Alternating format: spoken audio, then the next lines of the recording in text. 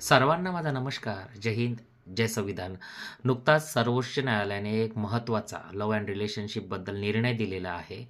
जर तुम्ही तुमच्या गर्लफ्रेंडसोबत लाँग टर्म रिलेशनशिपमध्ये असाल आणि तिच्या सहमतीने तुम्ही तिच्यासोबत शारीरिक संबंध प्रस्थापित केलेले असतील आणि यामध्ये जर तुम्ही तिला लग्नाचं प्रॉमिस केलं असेल आणि कुठल्या कारणाने पुढे जाऊन तुम्ही ते लग्नाचं प्रॉमिस तोडलं आणि तुम्ही त्याच्याशी लग्न जर केलं नाही, तर तो रेप मानला जाणार नाही. याआधी असं होत होतं, की मुलं-मुलींना लग्नाचं प्रॉमिस करायचे आणि कुठल्या ना कुठल्या कारणांमुळे दोघांमध्ये वाद व्हायचे. मग तो मुलगा मुलीला लग्न करण्याकरिता नकार देत होता.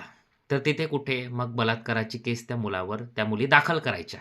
पण आता सुप्रीम कोर्टाने ज्योती राघवन व्हर्सेस स्टेट या 2025च्या निर्णयामध्ये खुलासा केलेला आहे, की अशा प्रकारचं प्रॉमिस जर तुम्ही करत असाल आणि ते जर तुटत असेल, तर तो रेप मानला जाणार नाही.